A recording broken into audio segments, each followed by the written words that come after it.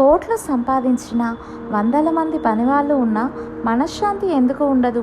ఒక జంతువుకున్న స్పష్టత అత్యున్నతమైన తెలివితేటలు ఉన్న మనిషికి ఎందుకు లేదు? ఈ చిన్న కథ వింటే మీరు ఆశ్చర్యపోతారు. ఒక ధనవంతుడు ఒక గురువుగారి దగ్గరకు వెళ్ళి, స్వామి, లోకంలో జంతువులకు పక్షులకు లేని గురువు అవసరం మనిషికి మాత్రమే ఎందుకు అని అడిగారు. దానికి సమాధానం చెప్పడానికి గురువుగారు ఆ ధనవంతుడిని అతని సొంత 7 అంతస్తుల సూపర్ మార్కెట్కు తీసుకెళ్లారు. అక్కడ మొదట ఒక ఆవుని లోపలికి పంపారు. ఆ ఆవు సూపర్ మార్కెట్ మొత్తం తిరిగింది. కానీ దానికి ఏం కావాలో దానికి తెలుసు.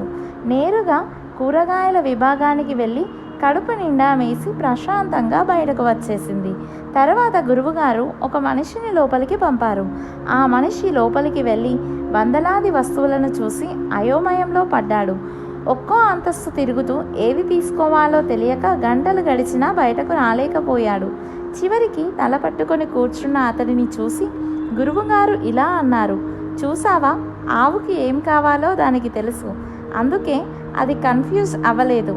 మనిషికి ఏం కావాలో వాడికి తెలియదు, అందుకే వాడు అన్నీ ఉన్నా పిచ్చెక్కిపోతున్నాడు.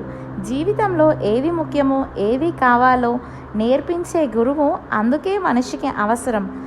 ఆస్తులు అంతస్తులు కేవలం అర్థాలు మాత్రమే.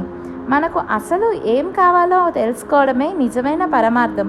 మరి మీ జీవితంలో ఆ పరమార్థాన్ని చూపించి మిమ్మల్ని ఈ స్థాయికి తెచ్చిన ఆ గురువు ఎవరో గుర్తు చేసుకొని వారికి కామెంట్ రూపంలో థ్యాంక్ యూ చెప్పండి. అలాగే ఈ వీడియోను వారికి షేర్ చేసి మీ కృతజ్ఞతను చాటుకోండి.